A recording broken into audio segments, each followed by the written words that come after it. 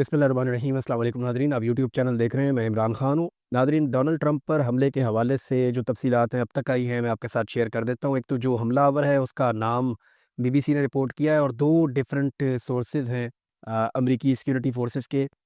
उनके मुताबिक कोल Thomas Elon इस आदमी का नाम है, और ये एक ट्यूटर है, यानी जो ट्यूशन पढ़ाने वाली सर्विसेज होती हैं, ये वहाँ काम करता है, और एक अच्छी यूनिवर्सिटी से तालीम याफ्ता भी है।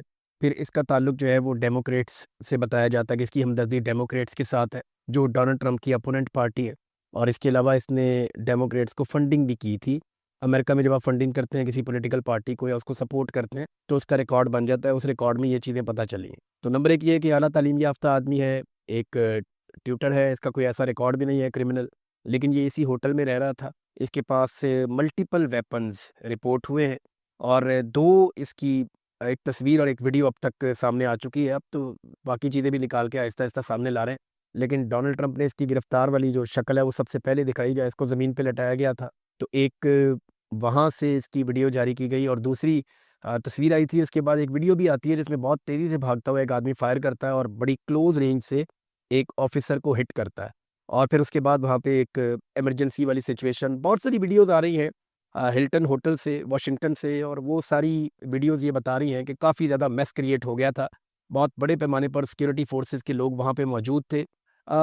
डोनाल्ड ट्रंप ने 2-4 बातें की हैं इसके। एक तो देखें, डोनाल्ड ट्रंप जुर्रत वाला आदमी है, ये सब मानते हैं। इससे पहले जब डोनाल्ड ट्रंप पे गोली चली थी पेंसिल्वेनिया में, और वो डोनाल्ड ट्रंप की सर की हरकत की वजह से, वो गोली डोनाल्ड ट्रंप के सर में घुसने की बजाय उसके कान को छूकर निकल गई थी। वो जानलेवा हमला था। यानी अगर उस वीडियो को आप निकाल कर देखें ना, तो डोनाल्ड ट्रंप के सर की मूवमेंट ऐसे थी, और उसने मूवमेंट चेंज की जैसे ही, वैसे ही गोली चल गई। अगर वो मूवमेंट उसी जगह पे होती तो डोनाल्ड ट्रंप के सर के बीच में से गोली गुजरती। पेंसिल्वेनिया में जब अटैक हुआ, तो उस वक्त तो ऐसा लगा कि डोनाल्ड ट्रंप को कुदरत ने बचा दिया। लेकिन डोनाल्ड ट्रंप ने जिस तरह उस वक्त कैरेक्टर शो किया था, मुक्का लहराया, बड़ी बहादुरी के साथ उसने फेस किया, बाद में बड़ा मजबूती के साथ डोनाल्ड ट्रंप सामने आए।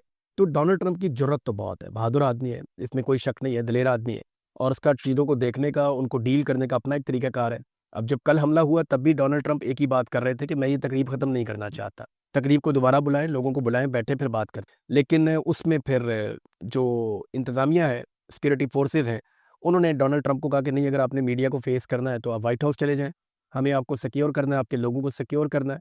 तो जितने भी लोग हैं वो सारे फ़िलहाल तो महफूज़ हैं, लेकिन यहाँ पे जो अटॉर्नी जनरल है उन्होंने ये दावा किया कि हमला आवर सदर ट्रंप और उनकी इंतज़ामिया को निशाना बनाना चाहता था। यानी ये बात क्लियर हो गई है कि जो हमलावर आया था, उसका निशाना डोनाल्ड ट्रंप था, और उसकी इंतज़ामिया के लोग थे, और वो मारने के लिए ही आया था। एक बात डोनाल्ड ट्रंप ने ऐसी की है जो बहुत अजीब लगी है, यानी वो उसका कोई सर-पाँव नहीं है उस बात का। डोनाल्ड ट्रंप ने कहा कि मेरे ऊपर जो हमलावर ने गोली चलाई है, वो 15 गज़ के फासले से चलाई है। अब डोनाल्ड ट्रंप से 15 गज़ से ज़्यादा फासले पे तो वो कैमरामैन था जो वीडियो बना रहा था, और 15 गज़ का फासला तो ये पिस्टल की गोली के लिए, या ये जो गोलियां चल रही थी उनके लिए कुछ भी नहीं होता। तो डोनाल्ड ट्रंप के पास जो आवाज़ आई थी गोली चलने की, वो भी इतनी ज़्यादा तेज़ नहीं थी, बल्कि उस कैमरे के अंदर जो आवाज़ आई थी वो भी इतनी ज़्यादा तेज़ नहीं थी। जो मकामी सोर्सेज बताते हैं वो कहते हैं जी काफ़ी दूर गोली चली है डोनाल्ड ट्रंप से, लेकिन डोनाल्ड ट्रंप तक गोली चलने की आवाज़ ज़रूर गई है। लेकिन अब ये जो 15 गज़ वाली कहानी आई है, एक इंसिडेंट हुआ है, उससे डोनाल्ड ट्रंप के लिए बड़ी हमायत पैदा हुई है दुनिया में। लोग मज़म्मत कर रहे हैं, लेकिन ऐसे मौके पे 15 गज़ वाला स्टेटमेंट मुनासिब नहीं है, लेकिन ये स्टेटमेंट मौजूद है, और ये सोशल मीडिया पे वायरल भी हो रहा है। तो फायरिंग करने वाला जो बंदा है, ये आला तालीम याफ्ता भी है, डेमोक्रेट से इसका ताल्लुक भी है। अब इसने डोनाल्ड ट्रंप को गोली मारने का फ़ैसला क्यों किया, या ये इस तकरीब में क्यों जाना चाहता था, इसकी वजूहात अभी तक अमरीकी इंतज़ामिया ने नहीं बताई। जब इन्वेस्टिगेशंस होंगी, चीज़ें सामने आएँगी, इनको सबूत मिलेंगे, तो उसके बाद फिर वो बताएँगे कि ये क्या हुआ। लेकिन एक बात डोनाल्ड ट्रंप ने कही, और मेरे ख़्याल में ये अच्छी बात है। ट्रंप ने कहा मुझे नहीं लगता कि इस हमले का ताल्लुक ईरान से है, लेकिन साथ ही उन्होंने ये कहा कि मैं अभी हतमी तौर पे कुछ भी नहीं कह सकता, लेकिन मुझे ज़ाती तौर पे नहीं लगता कि ये जो हमला हुआ है, इसका ताल्लुक कोई ईरान के साथ है। साथ ही डोनाल्ड ट्रंप ने कहा कि ये वाक़या मुझे ईरान के खिलाफ जंग जीतने से नहीं रोक सकता। एक तो डोनाल्ड ट्रंप ने बार-बार कहा कि मैं ईरान से जंग जीत चुका हूँ, और अब वो ये कह रहे हैं कि ये वाक़या मुझे ईरान के साथ जो जंग हो रही है वो जीतने से नहीं रोक सकता। एक तरफ वो कहते हैं कि ईरान का इससे ताल्लुक नहीं है, दूसरी तरफ वो कहते हैं कि ये वाक़या मुझे ईरान के साथ जंग जीतने से रोकने के लिए है, और मुझे ये वाक़या नहीं रोक सकता। ये तज़ाद है डोनाल्ड ट्रंप की बातों में। लेकिन अभी हमें जो मेन चीज़ देखनी है, जो असल बात है, वो ये है कि डोनाल्ड ट्रंप की जो मनफ़ी रेटिंग है, उसमें कितनी बेहतरी आती है। देखें, जो डोनाल्ड ट्रंप की अप्रूवल है अमरीकियों की नज़र में, वो बहुत नीचे गई है। ڈونلڈ ٹرمپ اپنی مقبولیت کے نچلے درجے تک پہنچ گئے ہیں۔ امریکنز کی زیادہ تر تعداد آج ڈونلڈ ٹرمپ کے خلاف ہے، بلکہ نوجوانوں کی بہت بڑی تعداد جنہوں نے ڈونلڈ ٹرمپ کو ووٹ ڈالا، امیگرنٹس کی بہت بڑی تعداد، وہ سارے ڈونلڈ ٹرمپ کے اگینسٹ ہو گئے اور وہ چاہتے ہیں کہ ڈونلڈ ٹرمپ کا محاسبہ بھی ہو جائے۔ ایپسٹین فائل اس کی ایک بہت بڑی وجہ ہے، امریکہ کے اندر جو پالیسیز ہیں وہ بہت بڑی وجہ ہے، انفلیشن جو پرائس ہائیک ہو رہی ہے، بہت تیزی سے قیمتیں بڑھ رہی ہیں امریکہ میں، وہ بھی اس کے لیے ایک ریزن ہے۔ انتخابی معاملات الگ ہیں، اور ڈونلڈ ٹرمپ کے بین الاقوامی سطح پہ جو فیصلے اور بیانات ہیں اس سے بھی کوئی امریکن زیادہ خوش نہیں ہے۔ تو ایسی صورتحال میں ڈونلڈ ٹرمپ کی جو ریٹنگ ہے ان میں کتنا فرق پڑتا ہے، اس پہ فوکس کرنے کی ضرورت ہوگی۔ ہم دیکھیں گے کہ اس واقعے نے، کیونکہ پچھلی مرتبہ جب ڈونلڈ ٹرمپ پہ گولی چلی اور ڈونلڈ ٹرمپ نے بڑی مضبوطی شو کی تو اس میں ڈونلڈ ٹرمپ کو بہت فائدہ ہوا تھا، اور میں نے اسی وقت کہا تھا کہ اب اگر ڈونلڈ ٹرمپ زندہ رہا اور یہ الیکشن سے پہلے کوئی بہت بڑا معاملہ ادھر ادھر نہ ہو گیا تو ڈونلڈ ٹرمپ امریکہ میں الیکشن جیت جائے گا۔ دیکھیے امریکنز جو ہے نا وہ بڑی پراؤڈ نیشن ہے، وہ مضبوط رہنا، طاقتور رہنا وہ یہ بہت پسند کرتے ہیں۔ We are the super powers, ان کے اندر یہ چیز ہے۔ انہیں کھیلوں کے میدان میں بھی جیتنے کی عادت ہے، جی ہمیں پہلے نمبر پہ رہنا ہے، جنگ کے میدان میں بھی، ہر جگہ پہ۔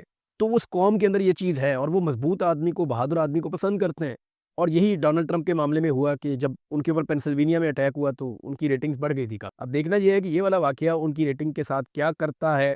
اچھا، ایک دو چیزیں اور وہاں سے رپورٹ ہو رہی تھی، میں وہ دیکھ رہا تھا۔ ایک تو لوگ شراب کی بوتلیں اٹھا کر لے جا رہے ہیں، خاص طور پہ خواتین صحافیوں کی کچھ ویڈیو وائرل ہوئی کہ وہ وہاں پہ تقریب میں شراب کی بوتلیں بعد میں وہ اٹھا رہے تھے، کیونکہ دیکھیں تقریب کے اندر سرو کیا جاتا ہے لوگوں کو، اور ویسے یہ تقریب ہوتی ہے وائٹ ہاؤس کورسپونڈنٹس کی جانب سے، یعنی وہ آپس میں چندہ کر کے صدر کو اس میں بطور مہمان بلاتے ہیں۔ یہ کوئی صدر پیسے نہیں دیتا ہے اس کے، تو صحافیوں کے ہی پیسے تھے اس میں مبینہ طور پہ، اور یہ ایک ڈنر تھا جس میں صدر کو مدعو کیا گیا تھا، پھر گولی چلتی ہے اور ڈنر کینسل ہو جاتا ہے۔ اب صحافی تو وہاں بھی بڑی دیر تک موجود رہے، تو ٹھیک ہے جس کے ہاتھ جو چیز آئی، اب ایک ہی طرح ہوتا ہے معاملہ۔ بہرحال ان کے لیے کوئی شراب حرام تو نہیں ہے، انہوں نے وہاں سے ایک ایک بوتل اٹھا لی۔ کچھ لوگوں نے کچھ لوگ تنقید کر رہے ہیں، کچھ لوگ تعریف کر رہے ہیں، کچھ لوگ یہ کہہ رہے ہیں کہ جناب ان کا اپنا پیسہ لگا ہوا تھا، وہ لے جائیں یا نہ لے جائیں، اس سے کسی کو کیا فرق پڑتا ہے۔ بہرحال یہ اس کے اوپر بڑی نکتہ چینی ہو رہی ہے کہ جس جگہ پہ کچھ دیر پہلے گولی چلی ہے اور ان کے صدر کی اور انتظامیہ کی جان خطرے میں تھی، اس کے بعد وہاں پہ صحافیوں کا رویہ کس طریقے کا تھا۔ اب آ جائیں ناظرین خطے کی طرف واپس، تو سب سے پہلی جو چیز ہوئی ہے وہ یہ کہ عراقچی پاکستان میں واپس پہنچ گئے ہیں، ایرانی وزیر خارجہ، لیکن عمان میں انہوں نے عمان کے جو بادشاہ ہیں ان سے ملاقات کی۔ ایران کے اور عمان کے بڑے شاندار تعلقات ہیں، اور پاکستان کے بھی عمان کے ساتھ بڑے اچھے تعلقات ہیں۔ عمان گلف ممالک میں ایک واحد ایسا ملک ہے جس نے بڑی مضبوط پوزیشن لی ہے اس لڑائی کے دوران، یعنی عمان کسی کے پریشر میں نہیں آیا۔ عمان نے نہ امریکہ کا پریشر لیا، نہ خلیجی ممالک کا پریشر لیا، نہ اسرائیل کا پریشر لیا، نہ ایران کا پریشر لیا۔ عمان اپنی پالیسی کے ساتھ چلا اس لڑائی کے بیچ میں، اور سب سے کم نقصان بھی عمان کو ہوا اور اس کے قد میں کافی اضافہ بھی ہوا۔ یہ بڑی سمجھ والی بات ہے جو عمان نے کام کی۔ اب اس وقت عمان ایک رول بھی پلے کر سکتا ہے امن کے لیے، اس خطے میں جنگ بندی کے لیے، اور دیکھتے ہیں کیا رول پلے ہوگا۔ بہرحال کوئی آفیشیل سٹیٹمنٹ ایسا تو نہیں ہے کہ جو آپ کے ساتھ شیئر کیا جائے، کوئی بڑی خاص بات اس میں سے نکل آئی ہو، لیکن یہ ایک سگنیفیکنٹ ملاقات ہے۔ اس کے علاوہ عراقچی نے مصر اور ترکی کے وزرائے خارجہ سے بھی ٹیلی فون پہ بات کی۔ ترکی کے جو وزیر خارجہ ہیں وہ بھی کافی ایکٹیو ہیں، انہوں نے نہ صرف عراقچی سے بات کی بلکہ امریکہ اور پاکستان سے بھی انہوں نے بات چیت کی۔ تو میں آپ کو بتا رہا ہوں کہ جو ممالک اس سارے ثالثی کے ماحول کے اندر بہت زیادہ سرگرم ہیں، ان میں پاکستان ہے، ترکی ہے، مصر ہے، عمان ہے۔ یہ وہ ممالک ہیں جو قابل قبول ہے، یعنی ان کی امریکن سے بھی بات ہو جاتی ہے، ان کی ایرانیوں سے بھی بات ہو جاتی ہے۔ اب ایک رشیا ہے جس کی امریکن سے بات نہیں ہوتی لیکن ایرانیوں کے ساتھ ان کی بڑی ٹھیک ٹھاک الیکس لیک ہے۔ چائنا ہے، وہ آفر کرتا ہے کہ ہم یہ بات کرتے ہیں لیکن امریکہ چائنا کو بیچ میں آنے نہیں دیتا، لیکن ایرانیوں کے ساتھ ان کی ٹھیک ٹھاک بات چیت ہے۔ تو یہ ایفرٹس چلتی رہیں گی، لیکن خطے میں جتنی طاقت جمع ہو گئی ہے، اتنی طاقت جمع کرنے کے بعد کیا ڈونلڈ ٹرمپ بغیر لڑے واپس چلا جائے گا؟ ایک بات سوچئے نا آپ، ڈونلڈ ٹرمپ نے اپنے 2 بندے نہیں بھیجے، اس نے کہا کہ 15 گھنٹے کی فلائٹ ہے، پیسے ضائع ہوتے ہیں اور وقت ضائع ہوتا ہے۔ یعنی جس آدمی نے کو 50,000 فوج بھیج دی ہے خطے میں، اس نے بڑے بڑے بحری بیڑے بھیج دیے پورے خطے کے اندر، اس نے دنیا کے مہنگے ترین ہتھیار پہنچا دیے ہیں وہاں پہ، روزانہ کی بنیاد پہ درجنوں فلائٹیں چل رہی ہیں، روزانہ کی بنیادوں پہ ہتھیار نصب کیے جا رہے ہیں۔ اربوں ڈالر جو آدمی خرچ کر رہا ہے ریجن میں، وہ امن کے لیے 2 لوگوں کو ٹریول نہیں کروا سکتا۔ یہ کوئی سمجھ میں آنے والی بات ہے؟ لیکن ٹرمپ نے کہا جی وہ خرچہ ورچہ بچانا چاہتا ہے۔ میں نے اس کے اوپر تبصرہ بھی کیا تھا کہ ٹرمپ ہی خرچہ بچانا چاہتا ہے، ہم تو نہیں بچانا چاہتے، ہم نے تو اپنا اربوں روپے کا نقصان کر لیا اسلام آباد میں کرفیو لگا کے۔ بہرحال ٹرمپ نے جو جہان کا اسلحہ، جو جہان کے فوجی اور ہتھیار، وہ سارے پہنچا دیے مڈل ایسٹ میں۔ لیکن جب امن کی بات آئی، مذاکرات کی بات آئی، تو ڈونلڈ ٹرمپ نے کہا جی میرے لوگ نہیں آ سکتے، ٹیلی فون پہ ہی بات کر لیں گے ہم آپس میں، اور مذاکرات اب ٹیلی فون کے اوپر ہوں گے۔ یہ دنیا کی تاریخ کے انوکھے مذاکرات ہیں کہ جو ٹیلی فون کے اوپر ہوں گے، اور ڈونلڈ ٹرمپ نے اس کی آفر بھی کر دی ہے کہ ایران کا جب دل کرے مذاکرات کا تو ہمیں ٹیلی فون کال کر لے۔ ایک اور بڑی مزے کی بات آپ کو بتاتا ہوں، اسٹیج کے اوپر سے نا جے ڈی وینس کو ڈونلڈ ٹرمپ سے پہلے ریسکیو کیا گیا تھا۔ وہ ویڈیو میں نے دیکھی ہے ابھی، پہلے جے ڈی وینس کو یہاں سے پکڑا شولڈر سے، اس کو کھینچ کے نکالا اور اس کو لے گئے وہاں سے. پھر ڈونلڈ ٹرمپ کو جو ہے وہ اس کے بعد ریسکیو کیا گیا، لیکن زیادہ لوگوں نے ڈونلڈ ٹرمپ کو ریسکیو کرنے کے لیے زور لگایا.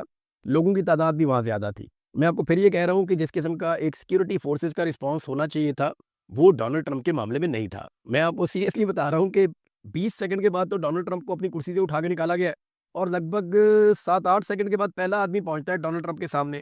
12 سیکنڈ کے بعد جو ہے وہ باقی لوگ پہنچتے ہیں اور گھیرا ڈالتے ہیں. ادھر 3-4 سیکنڈ بہت ہوتے ہیں. پرویز مشرف کی بات مجھے یاد ہے، پرویز مشرف نے بڑا مائنڈ کیا تھا جب سری لنکن ٹیم کے اوپر اٹیک ہوا، تو پرویز مشرف نے کہا تھا کہ 3 سیکنڈ کا رسپانس ٹائم ہوتا ہے کہ آپ 3 سیکنڈ کے اندر واپس ہٹ بیک کر دیتے ہیں جس کو آپ نے مارنا ہو. کمانڈو کا تو یہ کام ہے. لیکن اس پہ بڑے ناراض ہوئے تھے کہ وہ حملہ آور کیسے وہاں سے نکلے اور کیسے واپس اٹیک نہیں کیا جا سکا، یہ مقابلہ کیوں نہیں ٹھیک طریقے سے ہوا، کیونکہ پرویز مشرف خود بھی ایک کمانڈو تھا، وہ ماضی میں وہ رہا اس کا حصہ، تو اس لیے اس کو آئیڈیا تھا.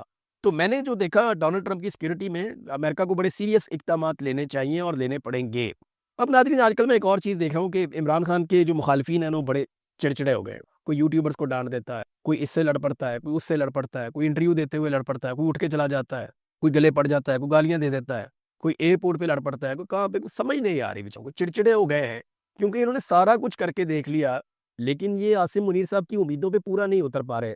مقبولیت عمران خان کی کم نہیں ہو رہی، اور جتنے لوگ لانچ کیے جا رہے ہیں ان میں سے کسی کی بھی مقبولیت زیادہ نہیں ہو رہی. دیکھیں میں کچھ زیادہ کہنا نہیں چاہتا، لیکن 2 چیزیں میں بتاؤں. ہر چیز کی ایک قیمت ہوتی ہے اور وہ آپ کو ادا کرنی. سیاست جو ہے نا یہ بڑی ظالم چیز، اس میں آپ کو کافی برداشت پیدا کرنی. تو جتنے بھی لوگ عمران خان کے مخالفین ہیں وہ اپنے اندر برداشت پیدا کریں. عمران خان کے اوپر بڑے گھٹیا قسم کے مقدمات بنائے گئے ہیں. عدت جیسا گھٹیا مقدمہ بنایا گیا، اس کے اوپر 200 سے زیادہ مقدمات ہو گئے ہیں. وہ آج بھی اپنے اعصاب کو کنٹرول میں رکھ کر کھڑا ہے اور مقابلہ کر رہا ہے. تو آج ایک اور بھی بحث چھڑی ہوئی ہے پاکستان میں کہ کیا سرکاری ملازم کو پولیٹیکل کمنٹ کر سکتا ہے یا نہیں کر سکتا. تو میری نظر میں نہیں کر سکتا. سرکاری ملازم کو دوران ڈیوٹی یونیفارم میں اپنے آپ کو سیاست سے دور رکھنا چاہیے. اسی لیے میں یہ کہتا ہوں کہ عاصم منیر صاحب کو بالکل سیاست میں حصہ نہیں لینا چاہیے. قائد اعظم نے منع کیا ہو. اور D G I S P R 1 گھنٹہ یا اس سے زیادہ بعض اوقات پوری پولیٹیکل پریس کانفرنس کر دیتے ہیں اور پاکستان کا سارا میڈیا اس کو دکھاتا بھی ہے، اور ہم بے شرموں کی طرح بعد میں اس کے اوپر بہت سارے پروگرامز بھی چلا رہے ہوتے ہیں کہ اس نے یہ کہا، اس نے یہ کہا، انہوں نے یہ کہا.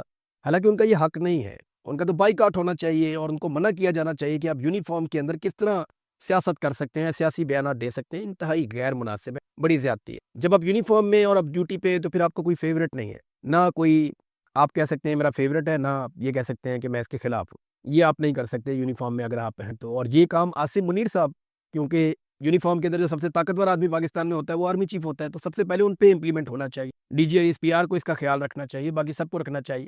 جب آپ ایسے اس عہدے کو استعمال کرتے ہیں نا طاقت کے بلبوتے پہ، تو پھر یہ معاملہ نیچے تک جاتا ہے. اور دوسری بات یہ ہے کہ بطور قوم ہمارے اندر سے برداشت ختم ہوتی چلی جا رہی ہے. میں بھی اس کا ایک حصہ ہی ہوں، لیکن اگر آپ عوامی نمائندے ہیں تو پھر آپ کو بہت برداشت پیدا کرنی پڑے گی پاکستان جیسی سوسائٹی میں، کیونکہ سوسائٹی پولرائز بہت زیادہ ہو گئی. یہاں پہ حالات بہت خراب ہیں. ایسے لوگوں کو بلا کر پروٹوکول دیا جاتا ہے پاکستان میں جو لوگ گالم گلوچ میں مشہور ہیں، یعنی ان کے آگے پیچھے پولیس کی گاڑیاں لگا دی جاتی ہیں جو گندی گالیاں دینے میں مقبول ہے، بہت مشہور ہے. اور شریف خاندان انہیں اپنے ساتھ اٹھاتا بٹھاتا کھلاتا پلاتا ہے اور ان کو فالو کرتا ہے، ان کو پروٹوکول دیتا ہے. مریم نواز ہر اس آدمی کو فالو کرتی ہے جو گندی گالی دے سکتا. سوشل میڈیا کے اوپر بے شمار لوگ ہیں گندی گالیاں دینے والے، مریم نواز انہیں فالو کرتی ہیں. تو سیاست کے اندر جو ہے نا وہ برداشت ختم ہوتی چلی جا رہی ہے. میں ابھی یاسمین راشد صاحبہ کا ایک سٹیٹمنٹ میں دیکھ رہا تھا، ان کی پوسٹ ہے، انہوں نے بتایا کہ سب کی آنکھوں کے ساتھ کچھ نہ کچھ غلط کیا جا رہا ہے. سنم جاوید کے حوالے سے یہ رپورٹ ہوا ہے کہ ان کی دائیں آنکھ متاثر ہو گئی. ڈاکٹر صاحبہ نے کہا جی کہ ان کو چیک کروائے، ان کی بھی دائیں آنکھ خراب ہو رہی ہے، عمران خان کی بھی، بشرا بی بی کی بھی، 1-2 اور لوگ بھی رپورٹ ہوئے ہیں. تو یہ کیا چل رہا ہے؟ تو یہ کہا گیا جناب بدھ کو ڈاکٹر آئے گا آنکھوں والا، وہ دیکھے گا، وہ نہیں آیا. اور اب کہا جا رہا ہے 2 ہفتے کے بعد کوئی ڈاکٹر آئے گا اور وہ آ کر سنم جاوید کو چیک کرے. یہ بڑا الارمنگ ہے. اگر سب لوگوں کی دائیں آنکھ کے اندر یہ پرابلم آ رہا ہے اور آنکھیں ان کی خراب ہو رہی ہیں قیدیوں کی، تو ان کو ایسا کیا کھلایا جا رہا ہے یا اس قسم کا وائرس ہے یہ کہ سب لوگوں کی آنکھیں ہی متاثر ہو رہی ہیں. تو اس کی ایک جوڈیشل انکوائری ہونی چاہیے اور پراپر میڈیکل ٹیمز اس کے اوپر کام کریں تاکہ پتہ چلے کہ یہ کیا ہو رہا ہے. ایک چیز ناظرین میں جاتے جاتے آپ کو بتاؤں کہ شہباز شریف نے نا فوری طور پہ پاکستان کے حکمرانوں نے، شہباز شریف نے، صدر نے، انہوں نے ڈونلڈ ٹرمپ کے واقعے کے اوپر مذمت کر دی. یعنی ڈونلڈ ٹرمپ ایک تقریب میں موجود تھا، اس تقریب کے باہر فائرنگ ہوئی ہے اور انہوں نے فوری طور پہ مذمت جاری کر دی. میرے خیال میں 1 گھنٹہ بھی پورا نہیں ہوا انہوں نے دڑا دڑ مذمتی بیانات دینا شروع کر دیے اور دعائیں شروع کر دیں ڈونلڈ ٹرمپ کے حق میں، نیک تمنائیں جاری کرنا شروع کر دیں ڈونلڈ ٹرمپ کے حق میں، اور مذمتوں سے بڑھی ہوئی جو ہے ٹویٹیں داغ دی 1 گھنٹے سے بھی پہلے. لیکن یاد رکھیے گا کہ جب آیت اللہ علی خامنائی شہید ہوئے ایران میں، تو یہ بہت دیر تک یہ کوئی اسٹیٹمنٹ دینے کے قابل نہیں تھے اور انہوں نے کوئی مذمت یا کوئی بیان جاری نہیں کیا تھا۔ جو مناب اسکول کے اندر 170 بچیاں شہید ہوئی 5 سال سے لے کر 7 سال تک، اس پہ شہباز شریف نے کیسا اور کب رسپونڈ کیا تھا، یہ بھی آپ چیک کر لیجیے۔ تو یہ غلامی والی سوچ ہے کہ ڈونلڈ ٹرمپ کو چھینک بھی آئے گی تو یہ زمین پہ جھک جائیں گے اور ان کی خدمت میں حاضر ہو جائیں گے، فرشی سلام کریں گے کہ ڈونلڈ ٹرمپ صاحب کو چھینک بھی نہیں آنی چاہیے، پورا اسلام آباد بند کر۔ لیکن اگر کہیں ظلم ہو جائے، زیادتی ہو جائے، بربریت ہو جائے حقیقت میں، تو ان کو بیان دینے میں کئی دن لگ جاتے ہیں، اندازہ کیجیے۔ اور یہ حقیقت ہے، شہباز شریف نے بتایا تھا کہ بیگرز کانٹ بی چوزرز، اور شہباز شریف کو اپنی اوقات کا بہت اچھے سے پتہ ہے، لیکن پاکستانی اپنی اوقات اور اپنی حیثیت جانتے ہیں، انہیں کسی قسم کا کمپلیکس نہیں ہے، اور پاکستانی یہ سوچتے ہیں کہ ہم اتنے برے کے حقدار نہیں ہیں جو ہمارے ساتھ کیا جا رہا ہے، اور یہی تو پھٹا ہے۔ اب تک لیے اتنے، اپنا خیال رکھیے گا، اپنے چینل کا بھی۔ اللہ حافظ۔